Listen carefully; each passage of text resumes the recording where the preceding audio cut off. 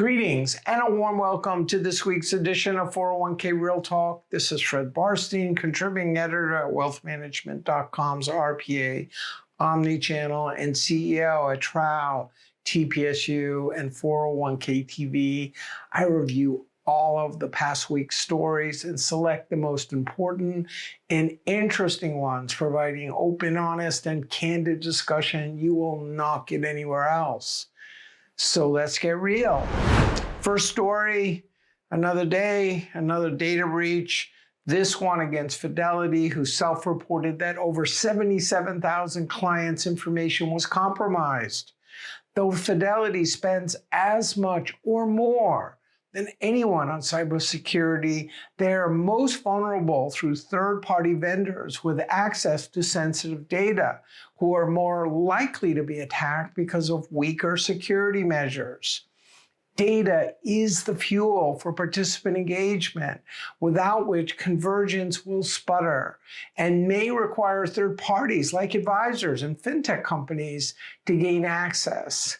As security breaches continue, record keepers and plan sponsors will be reluctant to share data, potentially setting up roadblocks in an industry slow to adopt change or take risk. Next story. You know that ERISA is mainstream when the U.S. Supreme Court takes up a case, as they have decided to do with the Cornell lawsuit.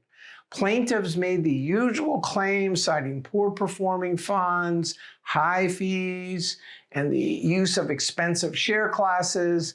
But the issue is what plaintiffs have to do to avoid early dismissal of their complaint: a strict reading of ERISA or specific facts that back that claim. With lower courts split, the Supreme Court ruling may determine whether more cases will be filed or will a higher bar discourage lawsuits. Next story. Though many asset managers are eager to get alternatives like private equity funds into DC plans, the progress is slow. A recent Cerulli report indicated that 25% of asset managers are offering alternatives to DC plans, mostly through CITs and interval funds, with a similar percentage considering it within the next 2 years. As cited in a 2021 DOL statement, concerns remain about liquidity, transparency, oversight, and complications.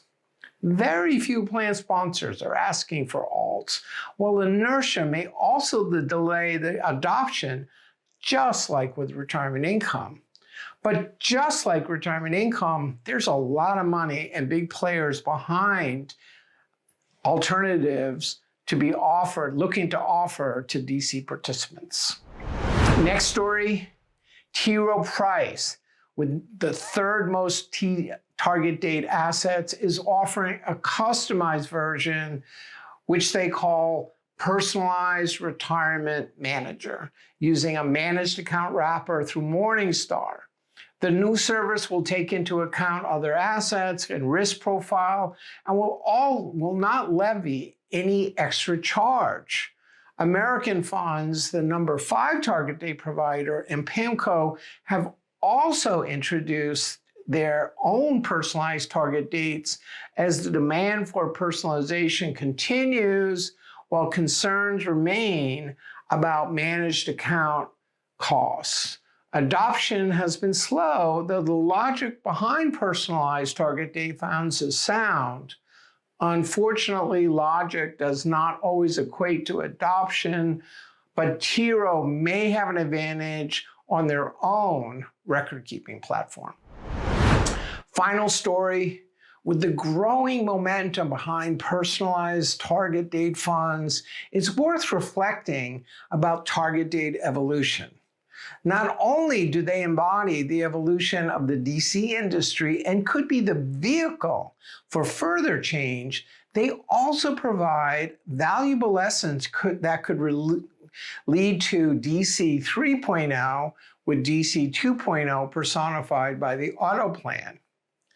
Target dates, just a tool, would never have taken off without the Pension Protection Act and the adoption of auto features powered by BFI nudges.